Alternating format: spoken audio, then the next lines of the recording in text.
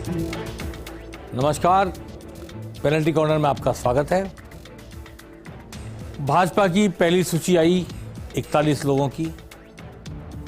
इसमें 40 वो सीटें थी जहां पिछला चुनाव भाजपा हार गई थी और एक सीट ऐसी थी जहां पिछला चुनाव विद्यार्थीनगर में भाजपा जीती थी, लेकिन उस सीट पर भी जीते हुए विधायक नरपत सिंह राजवी का टिकट काटकर दिया कुमारी, जो राजसमंद की सांसद है, उनको दे दिया गया।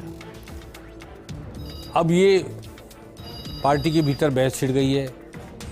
6 सांसद हारी हुई सीट पर लड़ाए जा रहे हैं, एक सांसद जीती हुई सीट पर लड़ाई जा रही है। और जहां सांसदों को उतारा गया मैदान में, वहां कई जगह स्थानीय कार्यकर्ताओं ने या उन लोगों ने जो विधायक का चुनाव लड़ चुके, विधायक रह चुके या स्थानीय लोग थे, विधायक का चुनाव लड़ने के इच्छुक थे, टिकटार्थी थे, उनके समर्थकों ने विरोध प्रदर्शन शुरू कर दिया है। और कल रात तो वसुंधरा जी के घर पर भी भारी भीड़ इकट्ठी हुई एक विशेष विधानसभा क्षेत्र को लेकर, और वसुंधरा जी उन सब लोगों की बात सुनती रही, लेकिन हमारे सूत्रों ने बताया कि राजे ने कोई प्रतिक्रिया व्यक्त नहीं की, जबकि इनका टिकट कटा है वो राज्य के प्रबल समर्थक विधायक रह चुके हैं, मंत्री रह चुके हैं। भाजपा की अगली लिस्ट 15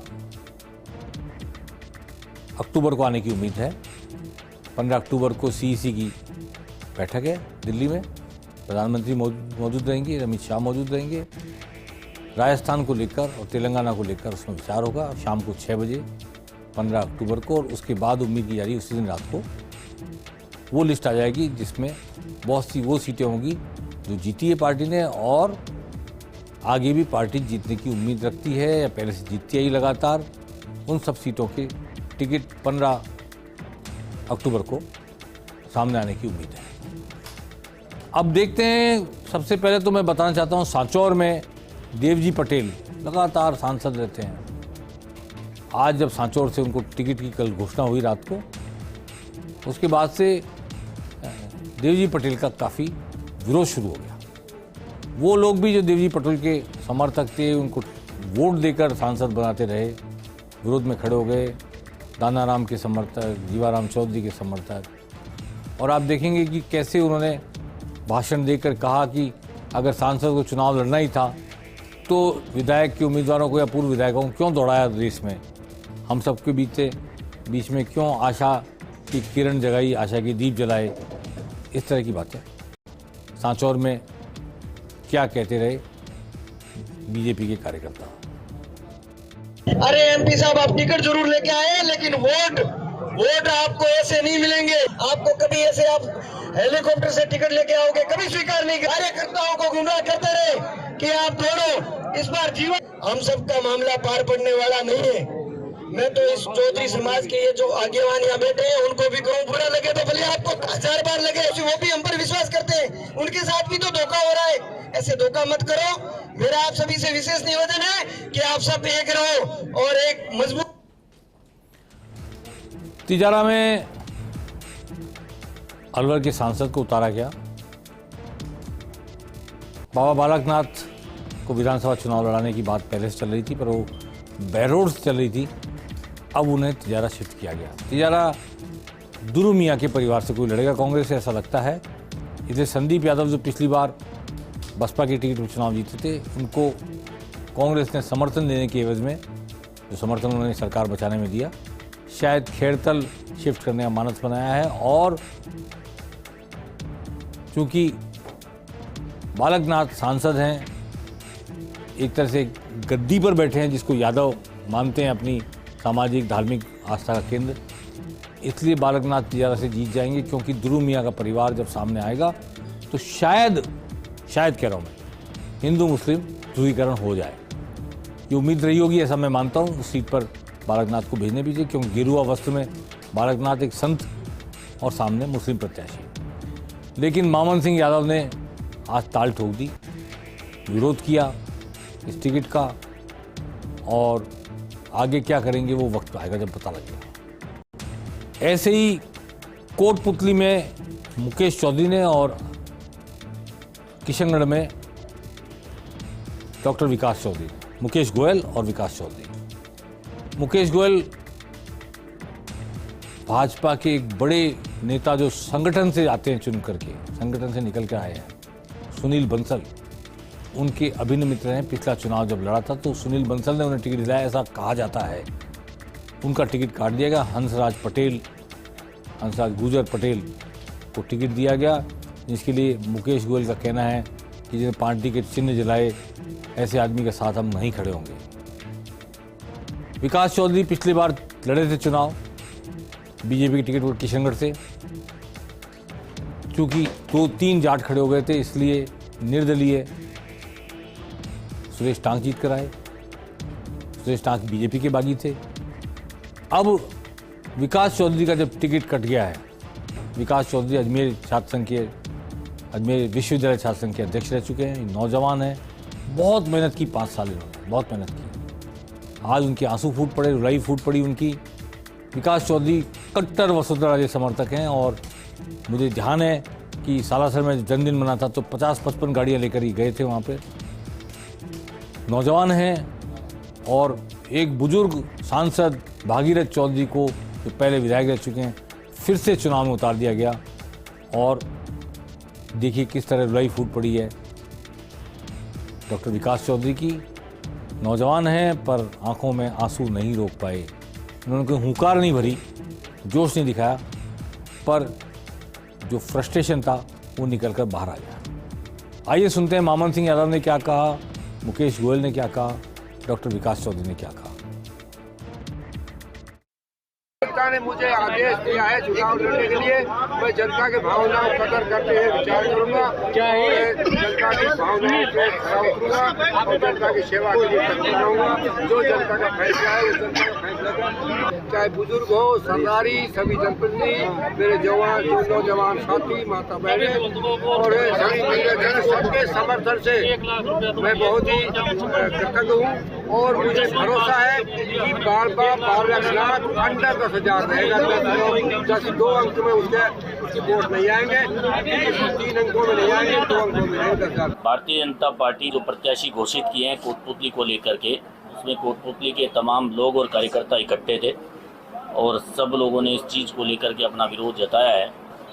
मैं भी ये कहूँगा कि भारतीय जनता पार्टी ने जो आज कोटपुतली को लेकर जो निर्णय किया है, उस निर्णय से कोटपुतली को और कोटपुतली के लोगों को, कोटपुतली के भाजपा कार्यकर्ताओं को ठेस पहुंची है और इस निर्णय का विरोध हम सब लोग करते हैं और हमारे केंद्रीय नेतृत्व से भी मीडिया के माध्यम से कहा है कि इतनी बड़ी चूक इस निर्णय में हुई है कि जो लगातार साथी लोग काम कर रहे थे, अनेक ऐसे हमारे सभी समाज के कार्यकर्ता काम कर रहे थे, टिकट भी मांग रहे थे, उन तमाम 5 वर्ष तक लगातार काम करने वाले कार्यकर्ताओं को दरकिनार करके एक ऐसा निर्णय लिया है और ऐसे व्यक्ति को टिकट दिया है जिसने पार्टी के खिलाफ चुनाव भी लड़ा, यहाँ तक कि तो पार्टी के झंडे, बैनर और पार्टी का चुनाव चिन्ह कमल के फूल को भी जलाया और पार्टी के खिलाफ नारेबाजी की। मेरी ईमानदारी में, मेरी मेहनत में, मेरे संघर्ष में यदि कोई कमी रह गई हो तो आप सब परिवार के लोग फैसला करने वाले हो। आप जो लोग कहोगे वही फैसला मैं मानूंगा। मैं ईमानदारी से आपको आप सबके बीच में ये बात कह रहा हूँ। आप सब लोगों से मैं, कुछ वरिष्ठ लोग, मोजिज लोग यहाँ बैठे हैं, मैं उनसे भी अब आपकी राय जानना चाहता हूँ। और जो अंतिम फैसला है वो हम नवरात्रा पे लेंगे, चाहे वो पहला नवरात्रा हो, चाहे दूसरा हो, चाहे तीसरा हो, क्योंकि श्राद्ध में जिसने भी ऐसा काम किया है उसका अंजाम क्या हुआ आप सब जानते हो। ये डॉक्टर विकास चौधरी किशनगढ़ से पिछली बार 65,000 वोट लेकर आए थे भाजपा की टिकट पर और अब नवरात्रा में फैसला करेंगे। जो बुजुर्ग लोग कहेंगे समाज के, उनकी बात सुनेंगे, उनकी बात मानेंगे। मामन सिंह यादव ने तो मान ही ली बात समाज की कि मैं चुनाव लड़ूंगा और मुकेश गोयल ने केवल संयमित स्वर में कहा है कि इतने लोग इकट्ठे हुए, इन्होंने विरोध प्रदर्शन किया, जिसने पार्टी झंडे जलाए, बैनर जलाए, जिसने पार्टी का कमल का निशान जलाया, पार्टी के खिलाफ चुनाव लड़ा, उसको टिकट दे दिया गया। उन्होंने आपत्ति दर्ज कराई। ऐसे ही विजय बैसला को टिकट दिया गया देवली उनेड़ा से। विजय बैसला कर्नल किरोड़ी सिंह बैसला के बेटे हैं। उनको जब टिकट दिया गया तो पूर्व विधायक राजेंद्र गुर्जर ने, उनके समर्थकों ने आपत्ति जताई और कहा कि बाहरी व्यक्ति है। हालांकि मेरा इसमें कहना यह, कर्नल किरोड़ी सिंह बैंसला जब पूरे गुर्जर समाज के लिए, राजस्थान के पूरे गुर्जर समाज के लिए आंदोलन कर रहे थे, तब किसी ने उनको किसी भी इलाके में भारी नहीं माना। किरोड़ी सिंह बैंसला ने चुनाव लड़ा था टोंक सवाई माधोपुर लोकसभा सीट से, थोड़े से वोट से, आखिरी 500-700 वोटों में वो हार गए थे नमो नारायण मीणा से। लेकिन आज उन्हीं का बेटा उसी लोकसभा सीट पर चुनाव लड़ते हुए, एक विधानसभा क्षेत्र में चुनाव लड़ते हुए देवली उनियारा में बाहरी कैसे हो गया, ये सवाल जरूर पूछा जाना चाहिए। किसी का टिकट कटता है तो दर्द होता है, इसमें कोई दो राय नहीं, जो 5 साल मेहनत करता है। लेकिन जो लोग समाज के लिए काम करते हैं वो, और जो सामाजिक नेता होते हैं, उनको शायद किसी एक क्षेत्र, भौगोलिक क्षेत्र में बांधना संभव नहीं होता। सचिन पायलट भी दौसा से सांसद रहे थे, अजमेर सांसद हो गए, टोंक में जाके एमएलए हो गए। तो ये बहुत सारे लोग इस तरह होते हैं जो इन भौगोलिक सीमाओं से ऊपर होते हैं। आइए देखते हैं भारतीय जनता पार्टी की ओर से आज क्या कहा ओंकार सिंह लखावत, अनुशासन समिति के अध्यक्ष हैं, और अर्जुन मेघवाल जो मैनिफेस्टो कमेटी के हैं, केंद्र में मंत्री हैं, कानून मंत्री हैं और आला कमान के काफ़ी नज़दीक हैं। दोनों ने क्या कहा ऐसे विरोध प्रदर्शनों पर, ऐसी आपत्तियों पर, ऐसे फ्रस्ट्रेशन पर, सुनते हैं। हम आज जो संकल्प पत्र समिति है उसमें आर्थिक जो विषय हैं उनको लेकर के बैठे हैं। उसमें हमारे ऑटोमोबाइल सेक्टर के लोग हैं, मोबाइल रिटेलर्स हैं, चाय के व्यापारी हैं, हमारे एसोसिएशन के लोग हैं, हॉर्टी के लोग हैं। उनसे हम सुझाव ले रहे हैं कि हम जो राजस्थान की इकोनॉमी है हम उसको सुधारना चाहते हैं। 4 अक्टूबर को शुरू हुए थे लॉन्चिंग, और हमारे राष्ट्रीय अध्यक्ष जेपी नड्डा जी ने शुरू की थी बिरला ऑडिटोरियम से। 20 अक्टूबर तक हम सुझाव प्राप्त करेंगे। उनका राजनीतिक एजेंडा है, हमारा एजेंडा, हम पार्टी का घोषणा पत्र बना रहे हैं, उसके लिए सुझाव ले रहे हैं। वो तो प्रपंच कर रहे हैं ना, 2030 का क्या है, सब्जेक्ट क्या है, समझ में नहीं आया। तो उससे पहले बना देते, 4.5 साल पहले ले लेते। अभी तो उनका राजनीतिक एजेंडा। अगर मेरे कार्यकर्ता न होते पार्टी के तो हम आकर के बाहर क्यों सुनते, और आप पार्टी के कार्यकर्ता नहीं होते तो पार्टी में क्यों आते, यहाँ आकर बात कहने क्यों आते। इसलिए आपका और हमारा कोई एक दिन का रिश्ता नहीं है, और कोई आज भी रिश्ता नहीं है। ये रिश्ता तो सनातन हमेशा चलने वाला है, क्योंकि आपने पूरे मेहनत से पार्टी को खड़ा किया है। मैं भी उतना ही जानता हूँ आपके पदाधिकारियों को, हम भी 40 साल 45 साल से पार्टी में काम कर रहे हैं।